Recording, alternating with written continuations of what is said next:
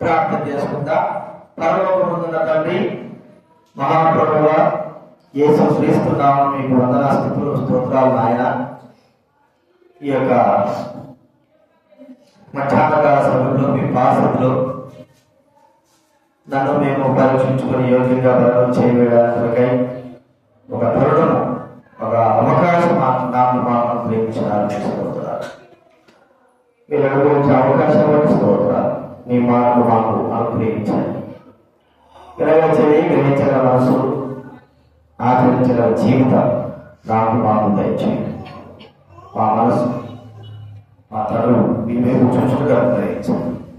కృతజ్ఞతల పరిస్థితులు చెల్లిస్తూ రావాల్సిన తీసుకురావాల్సింది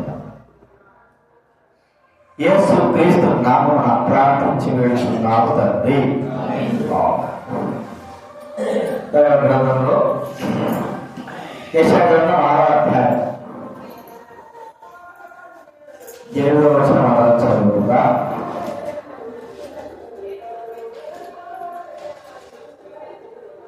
యెషయా గ్రంథం 6వ అధ్యాయం 8వ వచనం అందరూ కూడా కలిసి చదువుకుందా.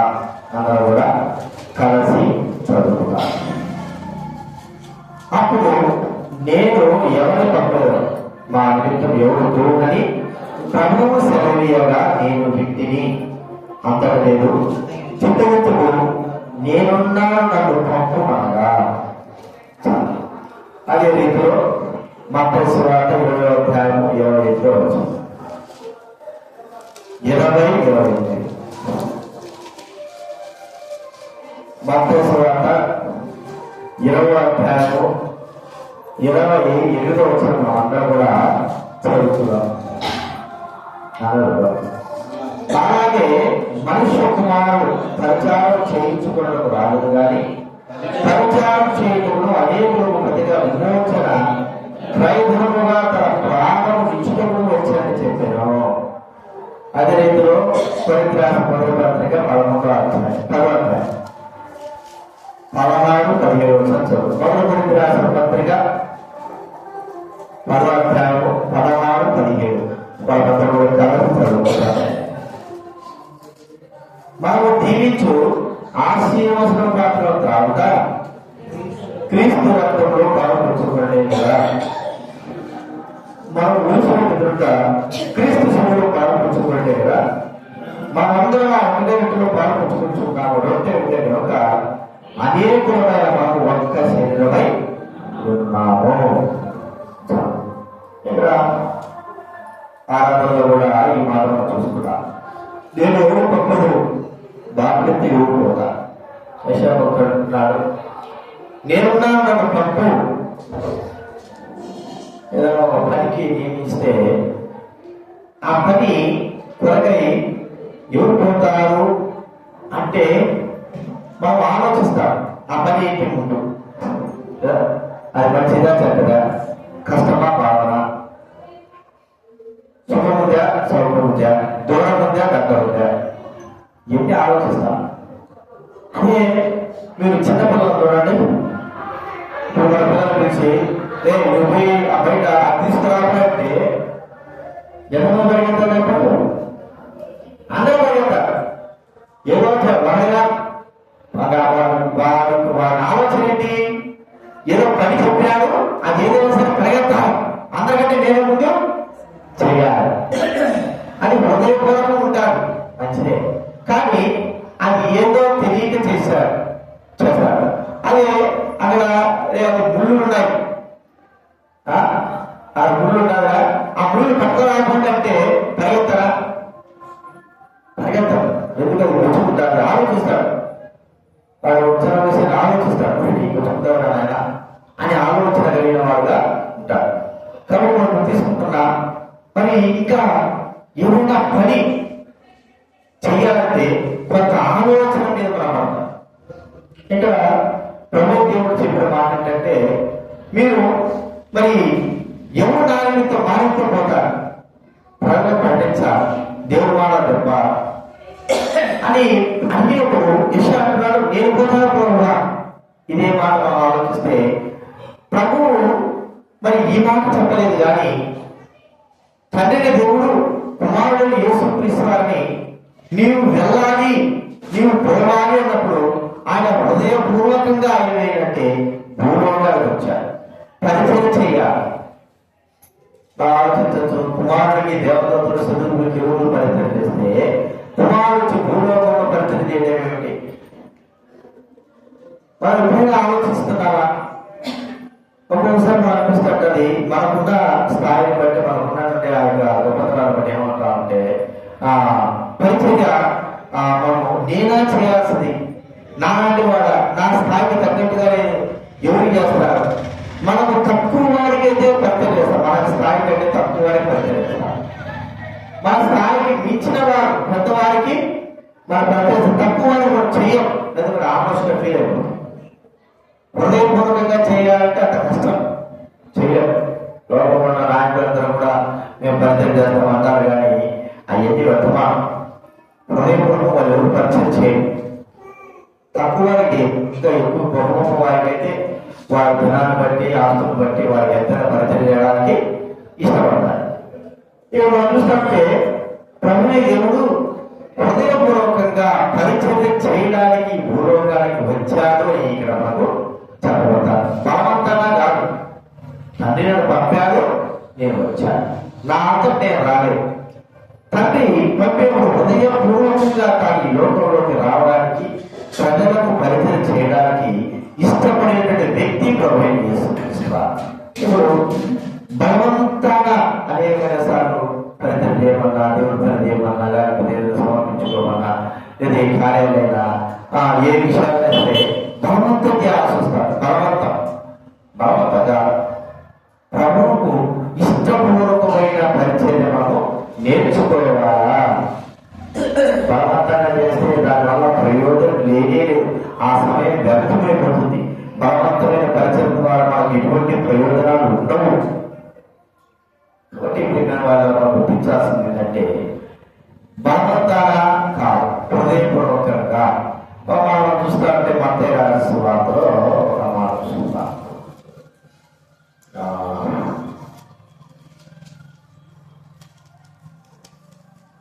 మత్తయి రాసిన సువార్త 21వ అధ్యాయం 28వ వచనం నుంచి నేను చదువుతాను. 21వ అధ్యాయం 28వ వచనం నుంచి నేను చదువుతాను. మీకేమి తగ్గుతున్నది? ఒక మనుషునికి ఇద్దరు కుమారుడు, అతడు మొదటివాడితో వచ్చి, కుమారుడా, నేను పోయి ద్రాక్ష తోటలో పని చేయమని చెప్పగా వారు పోను అని ఉత్తరం వచ్చారు. దాని పిమ్మట మనసు మార్చుకుని అతడు రెండవాడితో వచ్చి ఆ ప్రకారం చెప్పగా వాడు, అయ్యా పోగునని దాన్ని పోలేదు. ఇక్కడ తండ్రి కుమారుడు చెప్తా ఉన్నాడు. ఇద్దరు కుమారుడు మొదటి చెప్పాడు పెద్దడు, అరే పోయి ద్రాక్ష తోటలో పని పోయిరా అంటే నేను పోతాను, నా వల్ల కాదన్నాడు. మరి ఇందుకు మనసు మార్చుకుంటే మళ్ళా వెళ్ళాడు. ఇంకో చెప్తే వీడు నా పోతాడు అంటే ఏమి చేసేది? మా ఇంట్లో ఏం చేసుకునేది, నా పని ఏం చేసుకునేది, కలవట్టు లేదా నా యొక్క మా ఆయన. ఇంకోటి అనుకున్నాడు, అదే ఉద్దేశంతోనే ఉన్నట్టున్నాడు. కానీ ఆ వ్యక్తి ఇది నా పనే కదా, నా ఇంటి పనే కదా, మా ఆయన చెప్తే నా పనే కదా, అది ఎవరో ప్రకారం మనసు మార్చుకుని వెళ్ళాడు. అంటే బలవంతాలుగా హృదయపూర్వకంగా వెళ్ళాలని మనం చూసుకుంటున్నాం. ఇప్పుడు మనము దైవ సేవ పరిచయ విషయంలో ఒక విశ్వాసంగా రూపంగా బలవంతాన్ని మనం ఏమైనా చూస్తున్నావా అనేది ప్రశ్న. దైవ గ్రంథంలో కొన్ని విషయాలు చూపిస్తే మొత్తం మనం చూస్తా ఉంటే చూడండి, మత్తయి సువార్త 27వ అధ్యాయం శిలువ మోయాల అనే మాట 27వ అధ్యాయం 32 చదవలేదా? 27 32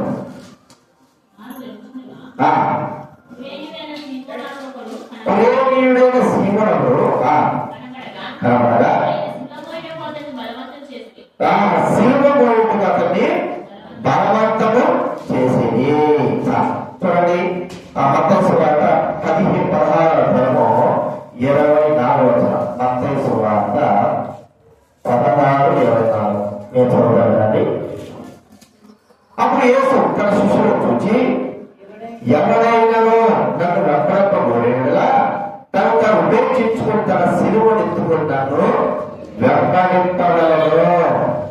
ఇక మనం చూసుకుంటున్నా హృదయపూర్వకంగా క్రీస్తు యొక్క శిలువను ఎత్తుకొని మనం చేయవలసిన పని. యేసుక్రీస్తు వారు ఆయన మన నిమిత్తమై తన శిలువను ఎత్తుకొని మన పాప భారాన్నంతా కూడా మోసిన వాడుగా ఉన్నాడు.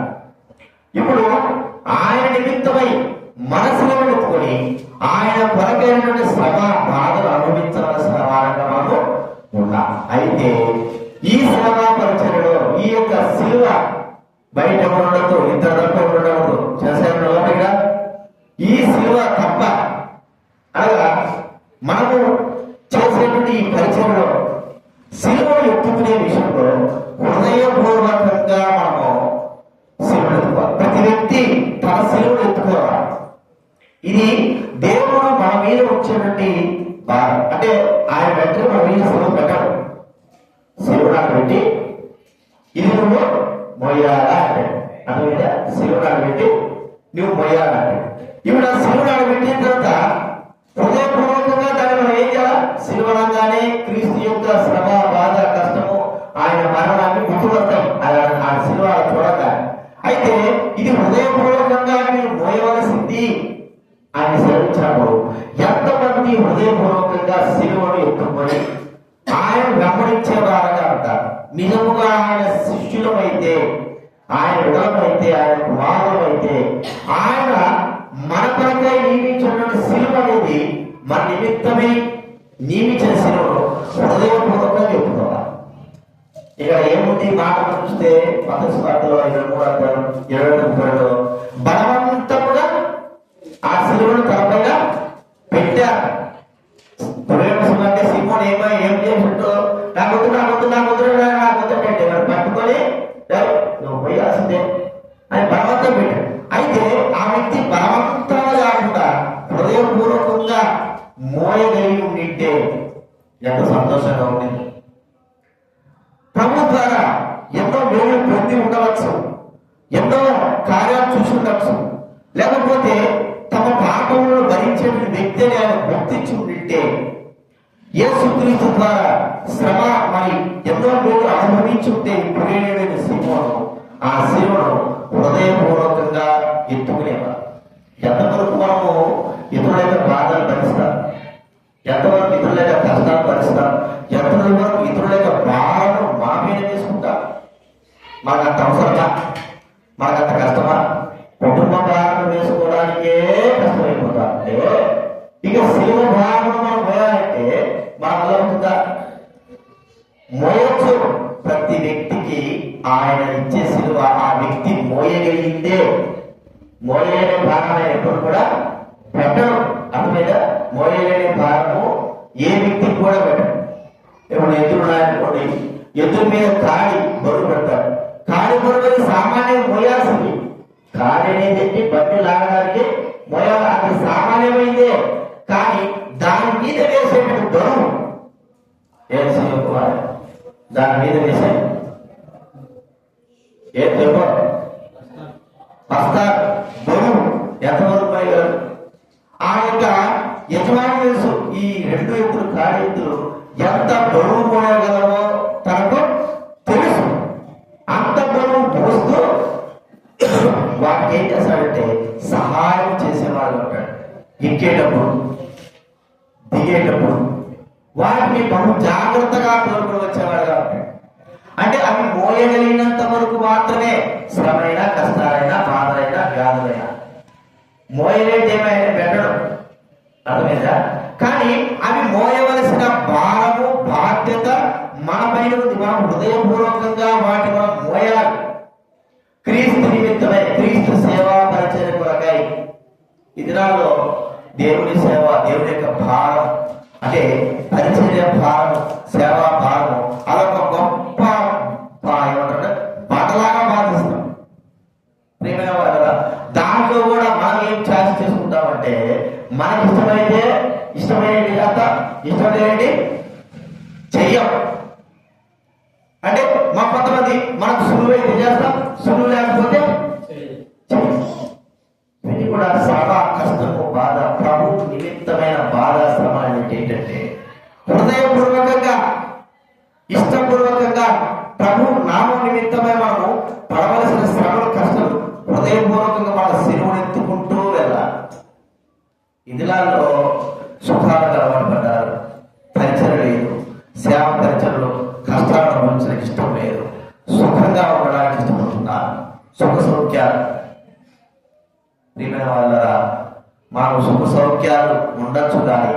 సేవా పరిచయంలో సుఖ సౌఖ్యాలు పనిచేయవు. సేవ కొరకై భారతమైనటువంటి పరిచయం కొరకై మనకు శ్రమలు కష్టాలు అనుభవించవలసిన వారు. ఎందుకంటే మన నిమిత్తమై యేసుక్రీస్తు వారు బలవంతంగా పోకుండా ఇష్టపూర్వకంగా ఆయన పరిచర్య చేసి ఉన్నాడు. అనేది ఎలాంటి పరిచర్య? బలవంతాన ఎదురు చేస్తున్నామా? నేను అప్పుడప్పుడు చెప్పేదంటే బలవంతాలతో నువ్వు చేసిన పరిచయం బలవంతం చేయకపోయినా పర్వాలేదు, అది జరగకపోయినా పర్వాలేదు. బలవంతాన చేస్తే దానివల్ల ప్రయోజనం ఉండదు, అది ఆశీర్వాదానికి రాదు. హృదయపూర్వకంగా చేయాలి. అందుకే మనం ఎత్తుకునే సిలువ, క్రీస్తు యొక్క శ్రమ, క్రీస్తు యొక్క బాధలు మనం హృదయపూర్వకంగా అనుభవించాలి. అపోస్తలుడైన పౌలు మనం చూస్తే 2 కొరింథీ మరి చివరి అధ్యాయాలు చూస్తే ఆయన శ్రమ పొందిన బాధలు హృదయపూర్వకంగా ప్రభు కొరకై, ప్రభు సేవ కొరకై ఎన్నో హృదయపూర్వకంగా ఆయన సిలువను ఎత్తుకొని మోసిన వాడిగా చూస్తాం. ఎన్ని శ్రమలు, ఎన్ని బాధలు, ఎన్ని కష్టాలు, ఎన్ని వ్యాధులు, ఎన్ని నష్టాలు. ఎవరి కొరకంటే ప్రభు కొరకే. ఎందుకంటే ఈ శ్రమ, ఎందుకంటే ఈ బాధ? ఈరోజు సాయంత్రం కూడా 4 గంటల నుంచి సువార్త ఉంది చెప్తారు గిల్గాల్. మరి ఆ సువార్తలో మరి అందరు నడుస్తారు, వృద్ధులు నడుస్తున్నారు, పెద్దలు నడుస్తున్నారు, అందరు నడుచుకుంటూ ఉంటున్నారు. వేళ ఎవరెక్కేదిలే. అది 1 కిలోమీటర్ కాదు, 2 కిలోమీటర్ కాదు, ఏకంగా 5-6 కిలోమీటర్లు నడుపుకుంటా తీసుకోపోతారు. నడుస్తా నీళ్ళ వాటర్ ఇస్తారు, వాటర్ ప్యాకెట్ ఇస్తారు. ఇక ఎక్కడ పడితే అక్కడ కూర్చోవాలి. ఎందుకైనా ఈ శ్రమ? ఎందుకైనా వరుసగా వెళ్తున్నారు, స్మార్ట్ ట్రాక్స్ ఇస్తున్నారు, ఎందుకైనా ఇంత శ్రమ లోపల ఉంటారు? ఎందుకు ఆయన మీకు ఈ బాధలు రోడ్ల వెంబడి తిరుగుతారు? ఎందుకు మీ బాధలు అంటారు? అయితే క్రీస్తు కొరకైన బాధలు మనం పడడానికి సిద్ధంగా ఉంటారు. ఈ దినాల్లో సుఖానికి సౌఖ్యానికి చక్కగా అలవాటైనా, మంచిగా అలవాటైనా పని లేకపోతే దేవుని యొక్క సిలువను మోయడానికి ఇష్టం లేదు. ఆమె ఒక బరువైనదిగా ఆలోచిస్తూ ఉంటారు. కాబట్టి మనము ఎత్తుకునే సిలువ ఇష్టపూర్వకంగా ఉండాలి. శ్రమ ఇష్టపూర్వకంగా, బాగా ఇష్టపూర్వకంగా, ప్రభు నామం నిమిత్తం. ఇక వేరే దేవుడు సరువుడు గురువుడు కాదు. హృదయపూర్వకంగా శ్రమైన, కష్టమైన, బాధైనా సరే. ఇద్దరు కుమారులు చూశారు, వాడు పోతాడన్నాడు, వాడు పోరాడాడు. పోరాడినటువంటి ముందు మనసు మార్చుకుని వెళ్ళాడు. వెళ్ళే ముందు వాడు తెలుసు పొలంలో పని చేయాలంటే ఏం పొందాలా? శ్రమలు పొందాల్సిందే. ఊరికే పోయి చూస్తే కుదరదు. పని చేయాలా, శ్రమ పొందాలా. అది తన సొంత పని మనుషులు కూడా కాదు, తానే పని చేయాల్సి వచ్చిన పరిస్థితి ఏర్పడింది. కాబట్టి తన పని తను చేయడానికి కొరకాయి తాను హృదయపూర్వకంగా, బలవంతంగా హృదయపూర్వకంగా. ఇతరుల పని మనము హృదయపూర్వకంగా చేయము, మా పనే మనం హృదయపూర్వకంగా చేయము, ఇతరుల పని చేయగలమా?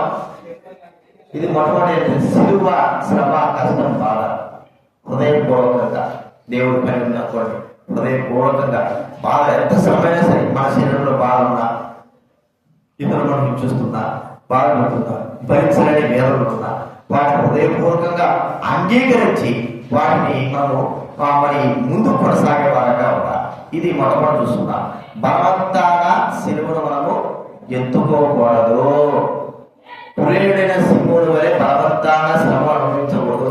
హృదయపూర్వకంగా సంతోషముతో, ఆనందముతో అపుస్తకంగా 2వ అధ్యాయం, 4వ అధ్యాయం, 5వ అధ్యాయం చదవండి. హృదయపూర్వకంగా కష్టాలు, బాధలు మరి ఏం చేశారు? హృదయపూర్వకంగా ప్రభు నామం నిమిత్తమై వాళ్ళు అంగీకరించారు, సంతోషిస్తున్నారు, కష్టంతో కాదు అని మనం గుర్తించుకోవాలి. రెండోది ఏంటంటే బలవంతాన దేవుడి పని చేయడం. బలవంత యేసు ప్రభువు నాడు 20వ అధ్యాయం 20వ వచనం, మత్తయి సువార్త 21:21.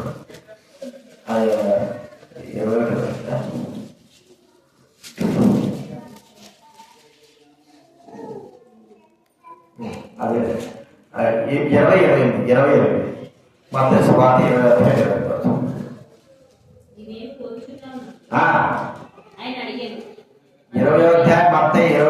20వ వచనం. అలాగే మనుషు కుమారుడు పరిచారం చేయించుకుంటూ రాదు కానీ పరిచారం చేయడం అనేకులు ప్రతిగా విమోచన కేంద్రము తన ప్రాణం ఇచ్చుటను వచ్చాను. ఇది ఏమిటి? బలవంతంగా దేవుని పని, దేవుని యొక్క పని. ఆయన తన మందిరాన్ని కడతా అన్నాడు, తన బలిని కడతా అన్నాడు. మరి యోహాను 2 చూస్తే మీరు ఈ మందిరాన్ని పడగొట్టండి, నేను 3 దినాలు దాన్ని కడతా అన్నాడు కదా. దేవుని పని, దేవుని మందిరం యొక్క పని ఎలాగ అంటే ప్రభు ఈ లోకానికి వచ్చి మనందరి కొరకు ప్రారంభించింది హృదయపూర్వకంగా మనందరినీ ఒక దేవాలయంగా చేసి దాంట్లో ఆయన నివసించాలని కోరుకుంటున్నారు.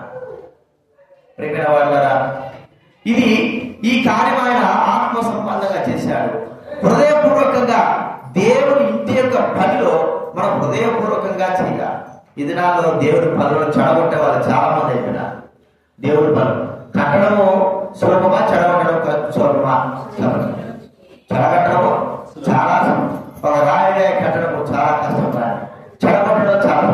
అయితే దేవుడి పని ఎజ్రా నెహెమ్యా కాలంలో దేవుడు కోరాషు ద్వారా ఆజ్ఞ ఇచ్చాడు. చూడండి మాట చూస్తే ఎజ్రాగా ఏమంటే నెహెమ్యా 1వ అధ్యాయం, ఎజ్రా 1వ అధ్యాయము, నెహెమ్యా 1వ అధ్యాయం చదవండి.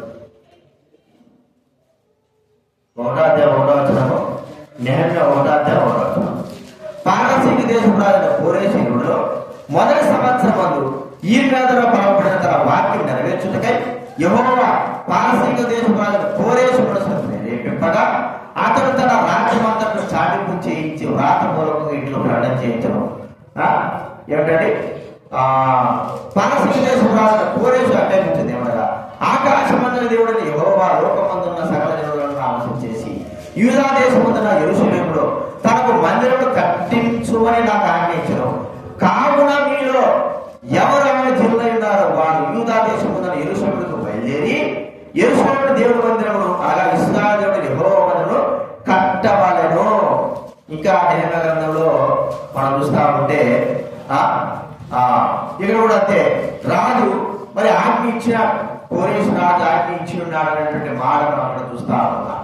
కోరేషు రాజు ఆజ్ఞ ఇచ్చి ఎవరైతే ఈ మందిరం కట్టండి హృదయపూర్వక ఎవరు ఆయన ఆలయముకు ఆయన మందిరములకు వెళ్ళేవారు ఆయన ప్రజలై ఉన్నారు, వారు ఆ మందిరాన్ని కట్టని సెలవిస్తూ వచ్చారు.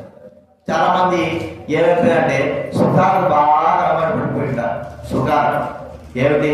బబులోను దేశంలో వారికి ఎటువంటి బాధ కష్టమో లేదు. ఇప్పుడు బబులోను దేశంలో కష్టము బాధ లేని వారు ఏం చేశారంటే సుఖాలకు బాగా అలవాటు పడిపోయి ఏం పోతా దూరం మళ్ళా యెరూషలేము పోయి ఆ పడగొట్టబడినటువంటి ఆ యొక్క కోటగోడలు దేవుడి వల్ల కట్టాల్సిన పని ఏమిటి? ఎక్కడే ఉందా? జీవితం అంతా గడిస్తే సరిపోతుంది కదా, ఇంకెందుకు అనుకుని వారు. అయితే కోరేషండి మీలో ఎవరు ఆయన దేవులై ఉన్నారో వారిపై పట్టుకోకూడదు.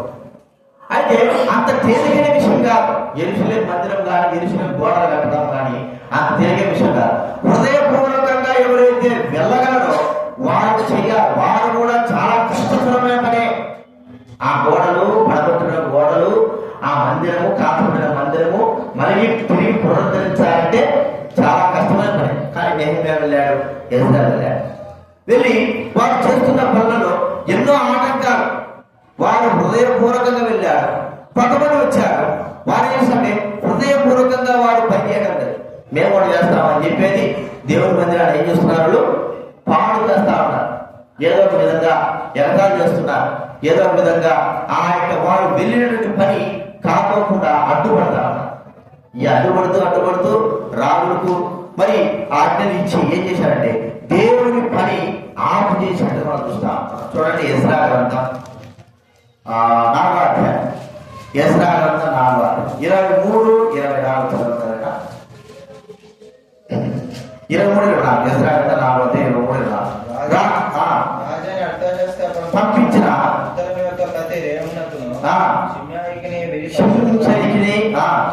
వారికి విడిపింపబడినప్పుడు త్వరగా యూదుల వద్దకు వచ్చి బలవంతము చేతను అధికారము చేతను చేయగా యెరూషలేములో దేవుని మందిరం పని ఎప్పటి వరకు నిలిచిపోయిందంట?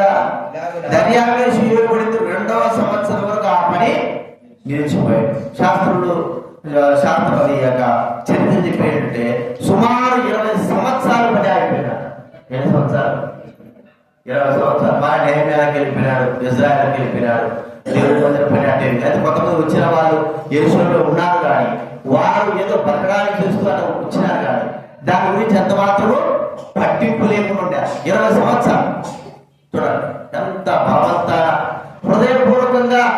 మరి కోరేష్ కాలంలో దేవుడు వారిని విడుదల చేసి పోటీ మీరు దేవుడి మీద కట్టుకోకూడంటే వచ్చిన వాళ్ళు ఎంత కొంతమంది వచ్చారు. వాళ్ళు హృదయపూర్వకంగా కొంతమంది ఏం చేశారంటే దేవుడి మీద మనకెందుకు అని ఆపేసినారు. 20 సంవత్సరం 20 సంవత్సరం తర్వాత మనం చూస్తాం ఇక్కడే 5వ అధ్యాయంలో హగ్గయిని జకర్యాను పంపించాడు దేవుడు. 20 సంవత్సరాల తర్వాత 1వ అధ్యాయం 5వ అధ్యాయం మొదలుతాడు. ప్రవక్త హగ్గయి ఇద్దో కుమారుడు జకర్యా యూదా దేశంలో నివసించుకున్న యూదులకు ఇశ్రాయేలు యెహోవా నామమును ప్రకటింపగా అప్పుడు వారు ప్రవక్తలు నమ్మారు. వారు తమ ఇష్ట ప్రకారంగా జీవిస్తున్నారు. మరి దేవుడి ఆలయం కట్టడానికి నేను కోరేష్ ఆజ్ఞాపిస్తే వారి ఇష్ట ప్రకారం జీవిస్తున్నారు. పో హగ్గయి జకర్యా మీరు పోయిన వారిని హెచ్చరించండి అని ప్రకటన చేస్తూ వచ్చారు. చూడండి వారు వచ్చిన తర్వాత దేవుని మందిరం పని ఆడారు. హృదయపూర్వకంగా వారు దేవుని పని వారు చేస్తూ వచ్చారు హృదయపూర్వకంగా. ఇక్కడ మనం చూస్తా ఉంటే ఎలాగా గ్రంథం చూస్తే చూడండి 3వ అధ్యాయము న్యాయ 3వ అధ్యాయం 5వ వచనం కాబట్టి ఎవరైనా న్యాయమే 3:5 వారిని ఆనుకొని తెప్పరిలను బాగు చేసేది. అయితే జనుల అధికారులు తమ ప్రభు పని చేయనొప్పక వాళ్ళే అతనాన మరి 20 సంవత్సరాలు ఆపేశారు. ఇప్పుడు చూడడానికి రామాధ్యాయులు ఆలోచన చూడండి. ఇదే ఏహంగా ఆయనను పని చేయటప్పుడు జనులకు మనస్సు కలిగి ఉండేది కనుక మేము గోడలు కట్టి చుట్టూ అది సమయంతో ఒకవైపు చూస్తే హృదయపూర్వకంగా దేవుడి కొరకై దేవుడి మధ్య కట్టడా అని టూరేసి పంపిస్తే వారు పట్టుబడిన వారు ఒకవైపు ఏమున్నారు దేవుడి మందిరము కట్టకోకుండా ఆపడానికి చూసేవారు ఉన్నారు. ఇంకొక వైపు ఏమున్నారు దేవుడి మీద కట్టడానికి కొరకై హృదయపూర్వకమైన వారు ఉన్నారు. ప్రియమైన వారు ఇద్దరి పోరాటం. చివరికి దేవుడి పని తన పనిని తాను చేసుకున్న బైబిల్ గ్రంథంలో ఉంది. ఈ మందిరం ఈ బండ మీద నా సంఘాన్ని నేను కడతాను. బండ మీద సంఘంలో కట్టేవాడు ఈ దినాల్లో ఆపు చేయడానికి కొరకై లేకపోతే పని చేయకుండా ఉండడానికి కొరకై దేవుడి పని మన హృదయపూర్వకంగా ఎప్పుడైతే మనం చేయకుంటామో మనకు నష్టం. ఏదైనా సరే ఇది ఎవరిది? ఇది దేవుడి యొక్క మహారాజు పట్టణం, దేవుడి యొక్క మహారాజు పని. ఆ పనిని మనము ఎందుకు చూడండి సాతానుడు చేసేటువంటి కార్యములు వాడు బహిరంగంగా చేయలేక మన చేత చేయించేవాడుగా చూస్తాం. ఎలాగైనా సరే దేవుడి మందిరం పని ఆగిపోవాలి. ఎలాగైనా సరే దేవుడి మందిరంలో మీరు కూడుకోకూడదు. ఎలాగైనా సరే సమాజ మందిరంలో మీరు రాకూడదు. ఎలాగా నిన్న స్వార్థ పీఠ కిరణ్ అనే ఒక ఆయన సేవకుడు ఆమె దగ్గర భువనగిరి కదా భువనగిరి కొండ భువనగిరి కొండ కదా అక్కడ సేవ చేస్తాడు ఆయన. సుమారు 20 సంవత్సరాలు ఉన్నాడు. 10 సంవత్సరాలు ఉంటాడు, 10 సంవత్సరాలు ఉంటాడు. నేనంటే స్వార్థం వచ్చి ఎట్టుందా మీరు కొండ మందిరం బాగుంటుందా ఎంతమంది వస్తున్నారంటే ఎవరు రామన్నాడు. ఎందుకు రాదు? ఆర్ఎస్ఎస్లో ఏం చేశారంటే గొడవ చేశారు. ఆర్ఎస్ఎస్లో గొడవ చేసి చెప్పారు మందిరం ఉన్నాడో తెలియదు. మీరు మాత్రం ఉండండి. అర్థమైతే మీకు మీరు మాత్రం ఇక్కడ ఎవరు రావడం. అరే ఎవరు రాకుందట మేము మాత్రం ఉంటేట ఆయన ఉంటాడంటే అందుకని నేను ఉన్నానంటాడు. ఆయన మాత్రమే ఉన్నాడు, ఎవరు రాకుండా ఉన్నాడు. లోకపుస్తులు ఏం చేశాడు? దేవుడి మీద రాకపోకుండా అడ్డుపెట్టారు. వచ్చేవాడు వస్తా అంటాడు కానీ మీరు మాత్రం ఉన్నాడు ఎవరు రాకూడదంటే ఎట్లా? అక్కడ ఏమైపోయింది? నేను అన్నాడు ఎందుకు ఆడపడదచ్చినావు పక్క సేవకి వెళ్ళిపో. ఎందుకు అవసరం ఆడి అవసరం వద్దన్నారు. లోకస్తులు వద్దన్నారు. మందిరం వాళ్ళు వెళ్ళారు. వచ్చేవారు ఆడపదాలకు 10 మంది వస్తారు. వాళ్ళు కూడా రాకుండా ఆగిపోయింటారు. అక్కడప్పుడు నువ్వు అక్కడ ఉండకూడదు. అది పరిచయం, దేవుడి సేవ పరిచయం కాదు. వెళ్ళిపోతే ఆడే ఉన్నాడు. నేను మాత్రం ఉండొచ్చు, వేరే వాళ్ళు రాదు. చూడండి సాతాను చేసిన దేవుని మందిరం పని కానిపోకుండా సాతాను ఎవరు అడుగు చేసుకుంటాది? దైవపడిన వారు వాళ్ళందరూ రావాలి. వాళ్ళు వస్తేనే కదా ఇక్కడ జరిగేది. ఏ వాళ్ళు వస్తే మీకు ఒకవేళ ఎలాంటి పోరాలు పెట్టుకుంటారు. ప్రజలు లేకపోతే మనం అనే మాట మాట్లాడారు. చూడండి, దేవుని పనిని ఎవరి ద్వారానో సాతాను చెడగొట్టాడు. లోకస్తుల ద్వారా కాదు, మన ద్వారానే చెడగొట్టాడు. ఇక్కడ ఎవరు ఉన్నారు? నెహెమ్యా కాలంలో, ఇజ్రా కాలంలో దేవుడు వెళ్ళేవారు బబులోను నుంచి వచ్చారు. దేని కోసం వచ్చారు?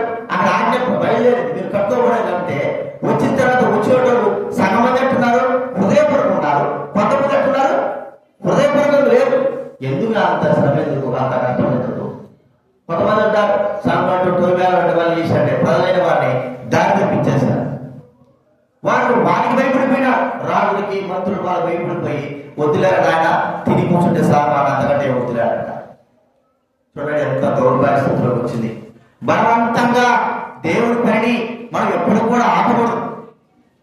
నేను కూడా చెప్పేది ఏంటంటే దేవుడి పని జరుగుతున్నప్పుడు నేను ఎంత మాత్రం అవసరం లేదు. ఎందుకంటే దేవుడి పని ఇంకా జరగాలి, సువార్త ఇంకా జరగాలి, దేవుడి పని సేవ ఇంకా జరగాలి, సంఘాలు అభివృద్ధి పొందాలి. ఎప్పుడు కూడా మనం అడ్డుపుల్లగా ఉండకూడదు.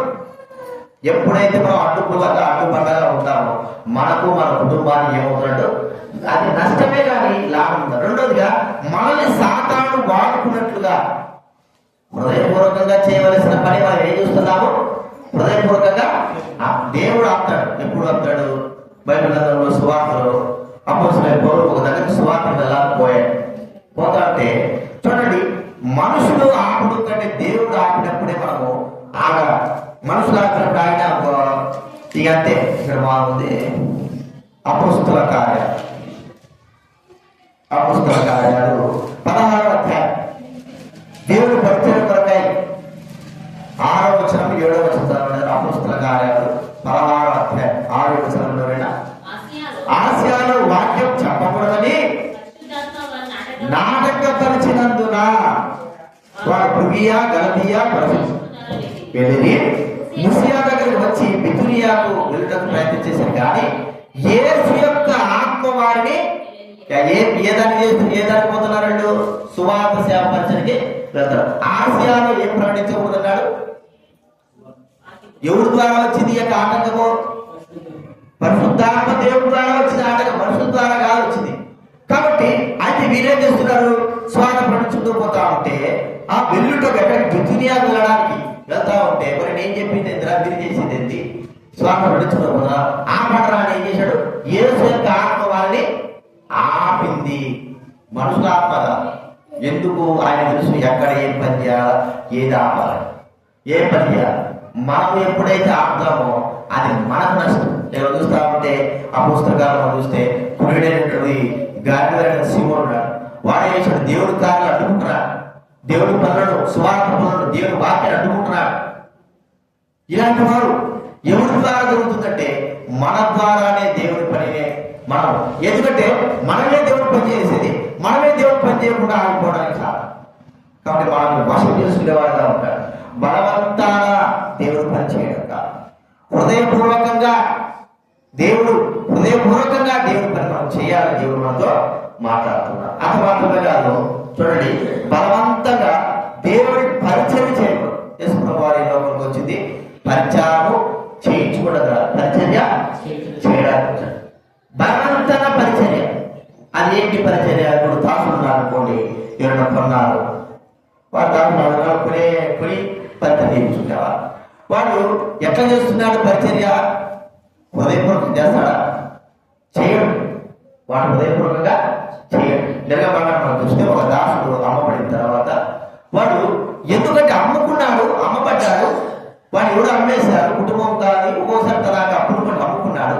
తాను ఉన్నట్టుగా 6 సంవత్సరాలు హృదయపూర్వకంగా చేసినా చేయకపోయినా యజమానుడు చెప్పినటువంటి పరిచర్య చెయ్యాలి. అది బాధ్యత.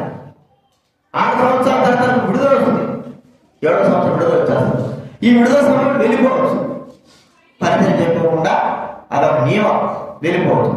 కానీ హృదయపూర్వకంగా వాడు పరిచయం చేయాలంటే తన యజమాని ప్రేమించి తన యజమాని యొక్క ప్రేమను రుచి చూసిన వాడైతే ఏం చేస్తాడంటే, అయ్యా నేను వెళ్ళను, నేను వదిలిపెట్టి వెళ్ళను, నేను ఎందుకు వెళ్తాను, నాకు స్వాతంత్రం వచ్చింది, కానీ నేను నిన్ను ప్రేమిస్తున్నాను కాబట్టి నీకు పరిచర్య నా జీవితాంతం చేయడానికి నేనేం చేస్తున్నాను, పరిచయం జీవితాంతం చేయడానికి ఇష్టపడుతున్నా అని ఆ వ్యక్తి వెళ్ళి మరి కదులతో తన చెవిని పుచ్చుకో ద్వారబంధుల దగ్గర నిత్యమైనటువంటి ఆ వ్యక్తి అని పరిచయం చేసినటువంటి దాసుడుగా తాను చేయబడేవాడుగా ఉంటాడు, నిత్యమైన దాసుడు.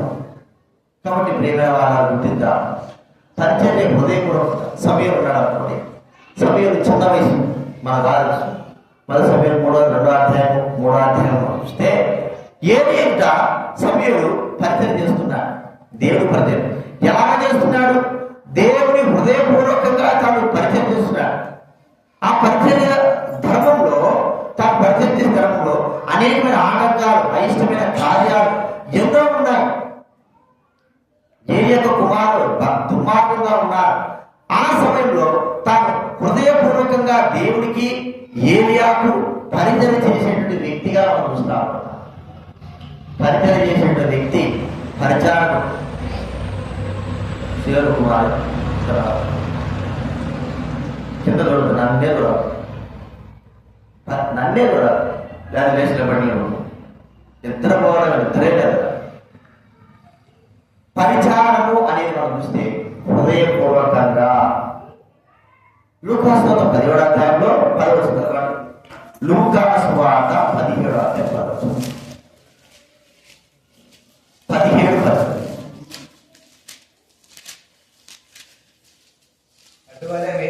అటువలే మీరు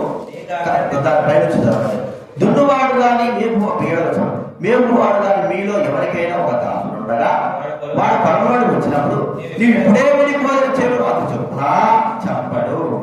అంతేకాక నేను భోజనం చేయ వరకు ఏమైనా సిద్ధపరిచి నడుము కట్టుకొని నేను అన్నపానం పుచ్చుకుంటూ నాకు పరిచారం చేయము. అటు తర్వాత నీవు అన్నపానం పుచ్చుకొనవచ్చున వాడితో చెప్పాను. చూడండి, పరిచారం చేసే వ్యక్తి దాసుడు పని చేసి వచ్చినాడు. పాపం దాసుడు చేసి వచ్చిన తర్వాత అయ్యో పాపం పని చేసి వచ్చినాడు, మరి పేర ముందు అన్ని పక్కడా అన్న సమయానికి వచ్చేంత మాట్లాడు.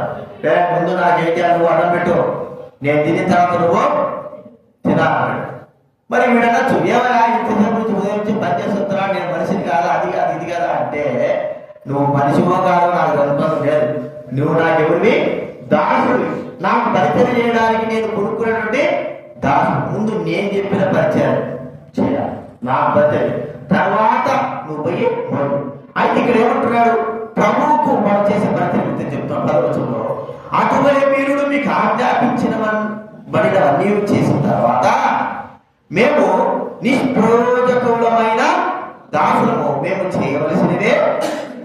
అంటే ప్రభువుకు మనము ఈ పరిచయం నేను చేయలేను, ఇంతవరకు నేను చేయాలా, ఇంత నాకు కష్టం అనేది కాదు. మనము హృదయపూర్వకంగా చేయవలసినంత పరిచయం చేస్తూనే ఉండాలి. ఇంకా నేను ఎలాంటి వాడంటే నిష్ప్రయోజకమైన దాసుని ఏదో నేను చేయగలిగిందే చూస్తున్నాను కదా. నేను చేయగలిగిందే చూస్తున్నా. మనం వదిలేస్తా అంటే నేను ఒక్కదానే చేయాలి, నేను ఒక్కనే చేయాలి కదా. నేను ఒక్కనే నా ఉత్సాహ, నేను ఒక్కనే నా పాత్ర తోమాలా, నేను ఒక్కనే నా ఈ పని చేయాలా, నేను ఒక్కనే నా మందిరం ఉంచాలా. కొంతమంది చెప్పుకుంటాడు, బాగా చెప్పుకుంటాడు, నేనే చేస్తాను ఏం చేస్తున్నాను.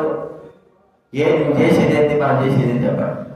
మనం ఏమన్నా ఒకటే, మనం ఒక్కనే చేయగలమా? మనం ఒక్కనే మన ఇంట్లో పని మనం చేసుకోవడానికే తలపోతుంటే మందిరం పని చేసేదానికి మనకు మనసు వస్తుందా చెప్పండి. అసలు మీకు మన ఇంటి పని చేసుకోవడానికి కొనుక్కుంటా చదువుకుంటా నేను ఒక్కదాన్ని చేస్తున్నానని చెప్పుకుంటామే. మరి మందిరం పని చేయడానికి మన మనసు వస్తుందా? మరి ఎట్లా చెప్పుకుంటాం మనం? ప్రియమైన వాళ్ళని గుర్తించుకుందాం. బలవంతాన పరిచయంగా. అందుకే వాక్యంలో ఎఫెసీ పత్రిక 6వ అధ్యాయం 7వ వచనం. ఎఫెసీ పత్రిక 6వ అధ్యాయం 7వ వచనం చదవడమేనా? 6వ వచనం. ప్రభువులకు చేసినట్టే. ఇది సంభవమేనా? మనుషులకు చేసినట్టుగాక ప్రభువులకు చేస్తామా? ఇష్టపూర్వకంగా చేస్తామా? పరిచారం చేస్తామా? మనం పరిచయం చేయడానికి ఇష్టపూర్వకం. యేసు ప్రభువు వారు మన కొరకే పరిచయం చేయడానికి ఇష్టపూర్వకంగా వచ్చాడు. ఎన్ని మాటలు మాట్లాడతామో, ఎంత చేస్తామో నేను అప్పుడప్పుడు అంటాను, ఒక్కోసారి ఏదైనా అప్పలు సమయం అయిపోయి కాదు, సమయం అయిపోతుంది. కానీ తర్వాత సమయం చేసేదానికంటే ఇప్పుడే ఆ పని మనం చూసుకొని మనం వెళ్ళిపోదాం అనుకుంటే ఆ సమయానికి మనకందరికీ కాళ్ళప్పుడు కీళ్ళప్పుడు మూలుగులు వచ్చేది కదా. ఆ సమయంలో ఇది నేను చేయగలమా? పోయినసారి మంగళవారం పోయిన మంగళవారం సో వీడి దానికి పాత్రని తిన్నారు. మా రాత్ర ఉపాసన ఆలంటే ఆమె తిన్నా కడుక్కుని అన్ని చేసాం, ఆయన పెట్టేశారు. రెండోసారి ఒప్పుకుంటే అప్పటికి ఎంత అయింది? 9:30 10 అయింది. 10 9:30 అన్న తిన్నా 10 అవి తిప్పి కొట్టి 6-7 ఉంటాయి అంతే. పోయి కాడాలంటే అప్ప చల్లగా నీళ్ళలో విశుద్ధులు పెట్టలేమన్నారు. రేపు వచ్చి నేను కడిగి నా బాధ్యత ఆదివారం చేసుకున్నా, మంగళవారం రాత్రి గడిగినాం. ఎంత సోంబేలో అంటే పరిచయం చేయడానికి నీళ్ళలో చేయి పెట్టలేకపోతామా? చెప్పండి. నీళ్ళలో చేయి పెట్టలేని వాళ్ళు ఎవరు చెప్పండి? సోంబేరు ఎవరు? బాధ్యత నీళ్ళలో చేయి పెట్టి లేకపోతే రోగాలు ఉంటాయి. బాధ్యతలకే నీళ్ళ సల్ల నీళ్ళలో చేయి పెట్టండి. మన అప్పుడప్పుడు నాశనం. దేవుడు పడి అది ఇంటికాడైతే చెప్పండి. ఉదయాన్నే లేయాలా, చల్లనీళ్ళతోనే పనులు చేసుకోవాలా, చేస్తామే. అది కూడా కొనుక్కుంటేనే అట్లా డోలమి హృదయపూర్వకంగా దేవుడి పని పరిచయం చేయాలని ఇష్టపడతాము. మన జీవితంలో గుర్తించుకోరండి, దేవుని పరిచయం అంటే అది ఎంత కొద్ది సమయం ఉంది, మన వల్ల కాలేదు, అయినా చేయాలి. ఎక్కడ ఉంది? దాసుడు ఉంటాడు, అన్నదానానికి వచ్చాడు. వచ్చినప్పుడు ఏం చెప్తున్నాడు? నేను అన్నం తింటానంటే వాడు పెట్టి అన్నం తింటాడు. ఒప్పుకోలే దాసుడు యజమాడు, రేపు ముందు నాకు అన్నం పెట్టరా అంటాడు. అయ్యి నేను కూడా మనిషి లేదు, నువ్వు అన్న మనిషివు కదా, నాకు తెలుసు, ముందు నాకు అన్నం పెట్టరా మాట్లాడకూడదు. అన్నం పెట్టి యజమానంతా తిన్న తర్వాత ఏం చేస్తాడు? దేవుడు సేవకులు వచ్చారనుకో, వాళ్ళు 1 గంట 2 గంటలు అవుతారు, పెద్దలు వచ్చారు, వాళ్ళు తినాలి, వాళ్ళు తింటా ఉంటారు. వాళ్ళు నాకు టైం అయింది కదా, నేను ముందు కూర్చొని తింటే అంటారు. వాళ్ళు తిన్న తర్వాత ఆ తర్వాత మనం వెంటనే కూర్చొని తినచ్చు, వాళ్ళు పరిచయం చేసిన తర్వాత. కానీ దేవుడు పరిచారం గుర్తించుకోవాలా, మన ఇష్ట ప్రకారంగా చేసేదాన్ని కాదు. ఒక్కోసారి ఆ సమయంలో మన స్థితి సహకరించకపోయినప్పటికీ కూడా మనము దేవుడి పరిచారమును గుర్తించుకొని చేయాలి. లేకపోతే మనం పరిచయం చేయలేము, మన వల్ల కాదు. ఇది 3వ మనం చూస్తున్నాం. హృదయపూర్వకంగా ఏం చేస్తున్నాము? పరిచర్య చెయ్యాలా, బలవంతాన కాదు, హృదయపూర్వకంగా.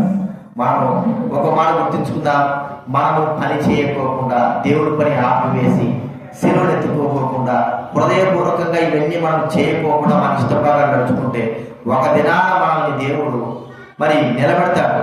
ప్రతి ఒక్కరికి శిక్ష లేదు, నాకు తప్పించుకోలేదు. నేను ఎక్కడున్నాను కదా, నీ ఎక్కడైనా సరే పర్వాలేదు, శిక్ష మాత్రము ఖచ్చితంగా ఉంది. అది మాత్రం గుర్తుపెట్టుకోవాలి. దేవుడి పరిచయం లోకంలో వేరే విషయం కంటే అది వేరు. లోకస్తులు లోక విషయం మనం మాట్లాడుతున్నాం. దేవుడి పరిచయం విషయంలో ఆ భయం కలిగి జీవించాలి. చివరిగా మరొకటిగా చూడండి, 2 కొరింథీ 9వ అధ్యాయం 7వ కొరింథీ 9వ అధ్యాయం 7వ చదవండి. 2వ కొరింథీ 9వ అధ్యాయం 7వ వచనం. కాకయు ప్రతివాడును తన హృదయంలో నిశ్చయించుకున్న ప్రకారము ఇవ్వలను. దేవుడు ఉత్సాహముగా ఇచ్చేవాడిని ప్రేమించు. సరుకులగా బలవంతంగా కాక తన హృదయంలో ఏమైతే నిశ్చయించుకున్నారో ఆ ప్రకారం ఏం చేయాలంట?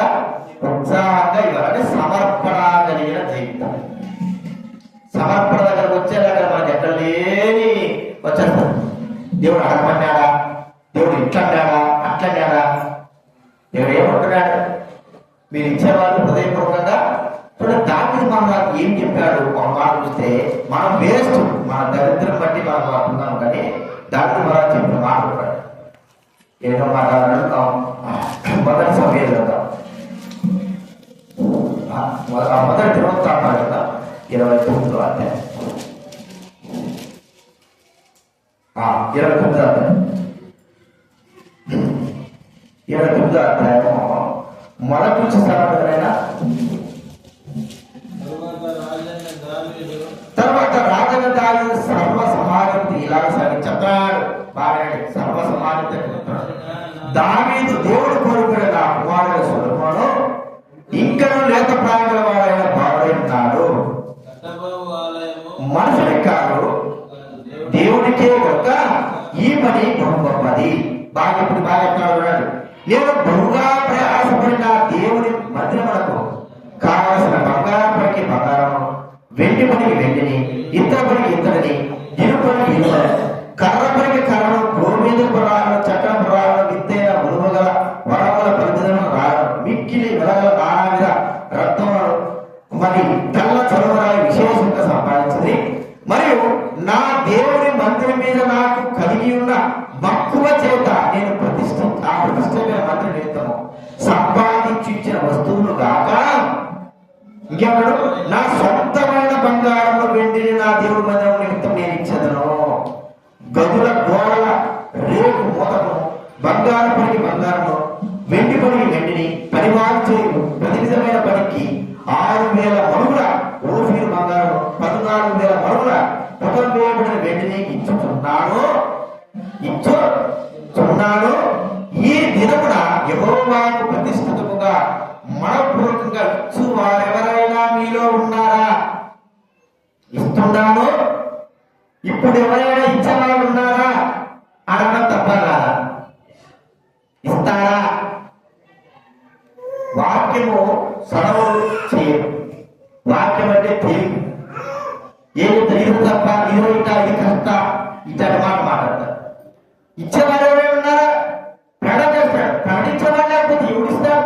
ఇప్పుడు స్వార్థ చెప్పాలి, వెళ్ళి చెప్పండి అంటే ప్రకటించేవాళ్ళు ఉంటేనే లేదా చెప్పారు ఒక మాట. అయితే మీరు ఇచ్చి తీరాలి, మీరు ఇవ్వకుండా నాశనం అయిపోతారు. అలాగా మీరు ఇచ్చేవారు ఎవరైనా ఉన్నారా అంటే ఒక మాట అనగానే ఇక మనం చూస్తే నిర్మాణాలు 25 దేవుడే చెప్తున్నాడు కోసంతో నువ్వు వెళ్ళి మనపూర్వకంగా ఎవడైనా సరే దేవుడి మందిరానికి సమర్పణ కలిగి వెండి బంగారు ఇతని ఎవరైనా ఇవ్వగలుగుతావారా? ఇవ్వనప్పుడు హృదయపూర్వకంగా అంటే దేవుడు చెప్పకపోతే వాళ్ళు దేవుడు చెప్పకపోతే దేవుడు మనతో మనల్ని ఆలోచించాలా, మనతో మనకి ఎట్లా వస్తుంది చెప్ప హృదయపూర్వకంగా ఇచ్చేవారు ఉన్నారు. వారి హృదయంలో అప్పుడు మొదలవుతారు. వాడు ఇస్తాడో ఇయ్యడో లేకపోతే దేవుడికి వాడికి అప్పుడు తీర్పుంటారు. ఇవ్వాల్సిన మనసు వచ్చినప్పుడు కూడా కనెక్ట్ చేసుకుంటే నష్టం అతనికే. ఇస్తారనుకున్నప్పుడు ఇవ్వకుండా మోసం చేసుకుంటే తన నష్టం అదే. ప్రకటన మాత్రం మనం ఏం చేయాలా చెప్పాలి. చూడండి, మనం గుర్తిస్తే ప్రభు పని కొరకు ఇక్కడ ఏమనుకున్నాడు? బలవంతంగా సమర్పణ. ఎదురాలో సమర్పణ బలవంతంగా చేసుకుంటున్నాడు. బలవంతం వద్దు, నేనేదో మీకు చెప్తున్నాను కాదు.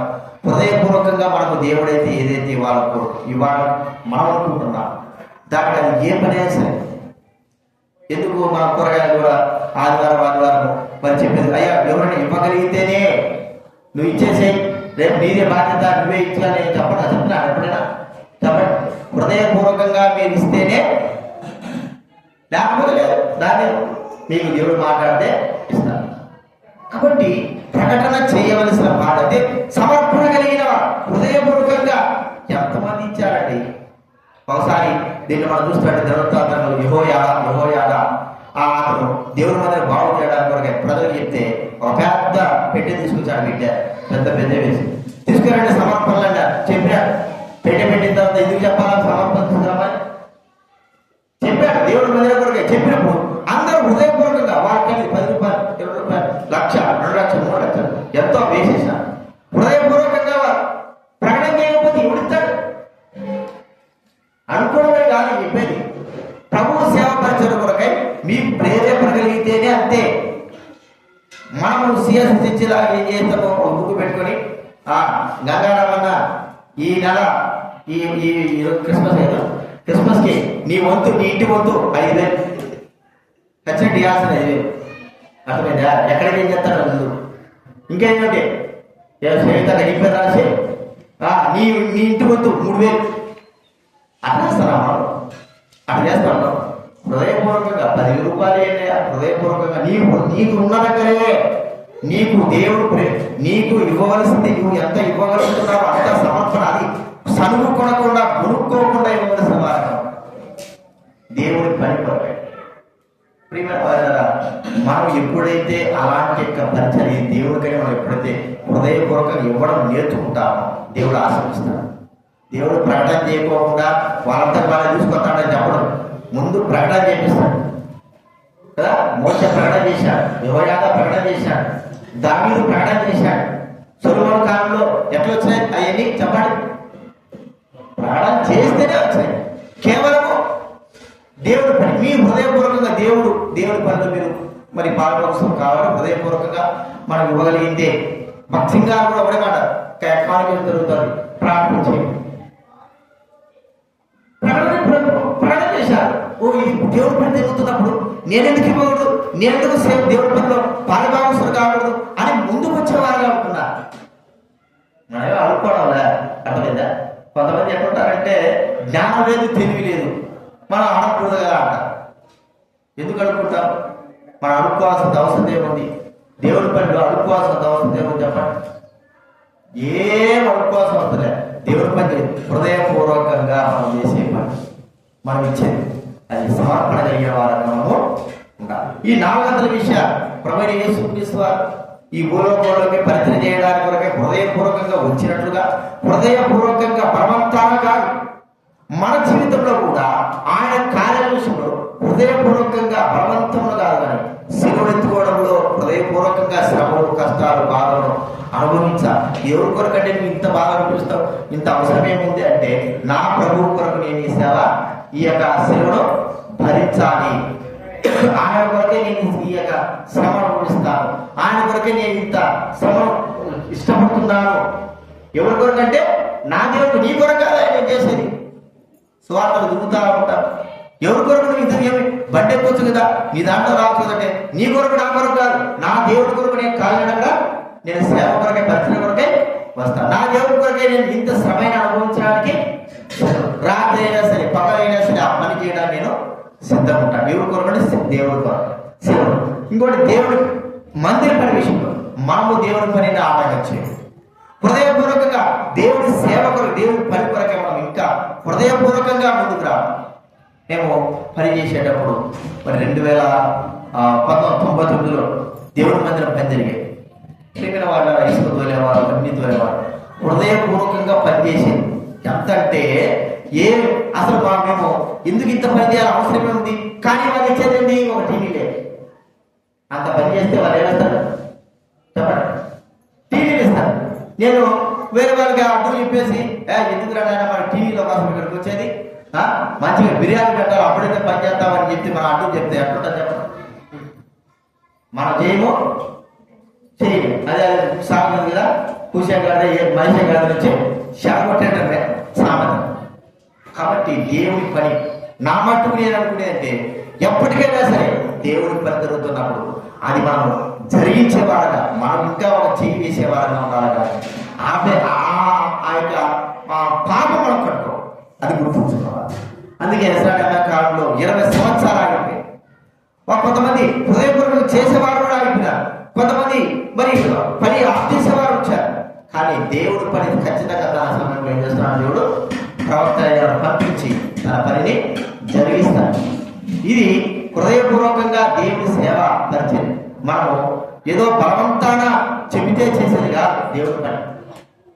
ఇప్పుడు మనం తెలుసుకుందాం అనుకో, ఇక్కడ బయట చెత్త ఉంది, ఆ పని చేయడానికి మనం చూసినాము. బలవంతాన కాదు, హృదయపూర్వకంగా మనమే ఏం చేయాలా? ఆ పని పట్టలు ఎత్తేది ఏదైనా సరే, ఏ పని అయినా సరే హృదయపూర్వకంగా. ఒకవేళ మనకు అప్పచెప్పినప్పుడు కూడా ఆ పనిని చేయడానికి, దేవుడి పని చేయడానికి మనం ఏం చేయాలంటే ముందుకు రావాల్సిన వారంగా ఉన్నాం. మూడవదిగా బలవంతాన పరిచయము చేయి. బలవంతాన చేయి పరిచయం, అది వృద్ధులకి రాదు. బలవంతపు పరిచయం వృద్ధులకి రాదు. మనం చేసే పరిచయం హృదయపూర్వకంగా దైవుడైన వారికి దేవుడి పరిచయం కొరకే హృదయపూర్వకంగా పరిచయం. అది మనకు కలిగిన దాంట్లో మనం హృదయపూర్వకంగా చేసే పరిచర్య వృద్ధులకి వస్తుంది. చివరికి ఏం చూస్తూ వచ్చారు చెప్పండి? బలవంతంగా సమర్పణ కలిగిన వారంగా, అంటే చెప్పినాడు కదా ఇంత వేయాలి కదా, ఇంత చేసుకోవాలి కదా అని కాదు. బలవంతాన చేసేది ఏమవుతూ మనం హృదయపూర్వకంగా మనం చేస్తే ఆయన బతకడానికి మనం బతకాలనుకోవద్దు. వారు గుర్తు పెట్టుకునండి, దేవుని సేవ పరిచయలో మనం ఇస్తేనే కదా జరిగేది అనేటువంటి తలంపు మానవుడు. మనం ఇస్తేనే కదా, మేము ఇస్తేనే కదా అని కాదు.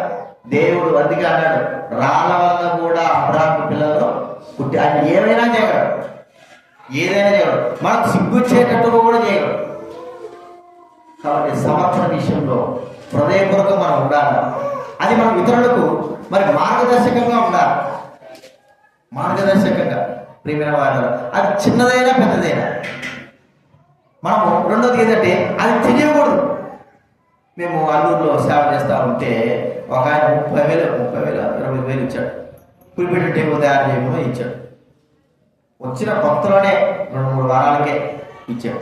ఇచ్చిన తర్వాత అది సంఘ పెద్దలకు ఇచ్చాడులే, అది ప్రకటన చేయమంటాడే. ప్రకటన చేయలే. ఏది పులిపెట్టి టేబుల్కి సహోదరుడు 30,000 సమర్పించుకున్నాడు అని చెప్పాలట.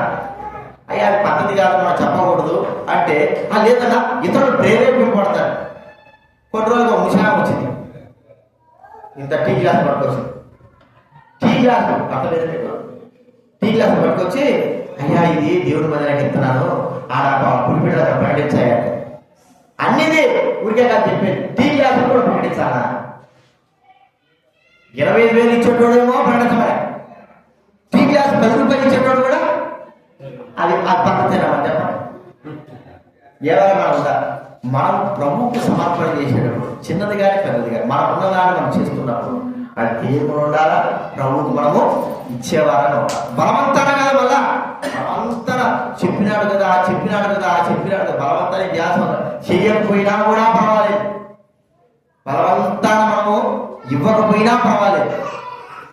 హృదయపూర్వకంగా ఇచ్చిందే దేవుడు ఏం చేస్తాడు, దృష్టిలో ఉంచుతాడు. అందుకే ఆడ చెప్పినాడు, కానుకలు వేస్తున్నారు. మరి 2 కాసులు తీసుకున్నాడు ఒక వ్యక్తి, ఒక స్త్రీ, ఒక విధవరాలు 2 కాసులు వేసింది. ఆమె హృదయపూర్వకంగా ఇచ్చింది, తనకు కలిగినంత కూడా ఇచ్చేసింది. బలవంతాన్ని ఇలా ప్రభు అన్నాడు, ఆమె ఇచ్చిన దాన్ని చూశాడు. చూసి ఆమెతో ఆ ప్రభుత్వ ఈమె హృదయపూర్వకంగా తనకు కలిగినంత కూడా ఇచ్చి వేసింది. ఇది ఈ స్థితిలో మనం రావాలి. కాబట్టి బలవంతపు సేవ, బలవంతపు పని, బలవంతపు సమర్పణ, బలవంతపు పరిచర్య, ఇక ఏదైనా సరే మారుతుందా హృదయపూర్వకంగా. ఎందుకు హృదయపూర్వకంగా? మరి నేను చేయనంటే ఆయన బలవంతం చేయడు, అర్థమైందా? మనం చేయనంటే బలవంతం చేయడు. సమయం వచ్చిన తర్వాత మనకు తాగుతుంది. ఎందుకు? నేను హృదయపూర్వకంగా మీ కొరకై ఈ లోకంలోకి వచ్చి సంపూర్ణంగా అన్ని నేను చేస్తే, మీరు హృదయపూర్వకంగా చేయకోకుండా బలవంతాలు చేసిన పని ఏమిటి? ఆ సమయం వస్తుంది, ఒక సమయం వస్తుంది, మనము విరవీన సమయం అంతా కూడా అందినాన మరి ఎంత తాకదిస్తాడు, మనకి ఏమేమి చేస్తాం అంత తెస్తాడు. అదేదో ఇప్పుడే దేవుడికి హృదయపూర్వకంగా మనము ఆ రుణం, ఏ రుణం చెప్పండి,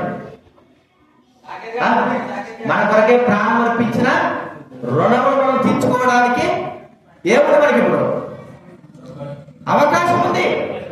అది ఏదైనా సరే, చిన్నది పెద్దది కాదు, మనము చేయగలిగింది అవకాశంతో ఉపయోగించుకోవాలి. హృదయపూర్వకంగా చేయకోకుండా వాళ్ళ మీద పెట్టుకుని వీళ్ళ మీద పెట్టుకుని అట్ట చేసి ఇట్ట చేసి అతనికే దేవుడి పనులలో, దేవుడి పరిచయలో, సమర్పణలో మనం బలవంతంగా కాకుండా బలవంతంగా ఏదో చేస్తే దేవుడు ఒప్పుకోవడం. అది గుర్తించుకుందాం, మనం పరీక్షించుకుందాం, మన జీవితాన్ని ప్రభు దగ్గర ఒప్పుకుని మరి బలవంతంగా చేసేది వద్దు. హృదయపూర్వకంగా, నేను చెప్పేది అదే, హృదయపూర్వకంగా మనం చేయాలనుకుంటున్నామా, పరిచర్య ఇవ్వాలనుకుంటున్నామా, లేదా దేవుడి పని చేయాలనుకుంటున్నామా, ఏదైనా సరే హృదయపూర్వకంగా. మనుషులు వద్దో, వాళ్ళు చెప్తాను ఈ రోజు చెప్తున్నారు మనకు వద్దు, వాళ్ళు ఇంకేమన్నారు అంతేమన్నారు, వాళ్ళు తెచ్చినారు కదా మనకు వద్దు కదండి. ఆ పరిచర్య అంతగా చేసినారు కదా, ఇంతగా చేసి మనకేమొద్దు. హృదయపూర్వకంగా మనం చేసే పరిచర్య దేవుడు చూస్తాడు, దానికి తగిన ఫలం మనకు. ఈ విషయాన్ని జ్ఞాపకం పెట్టుకుందాం.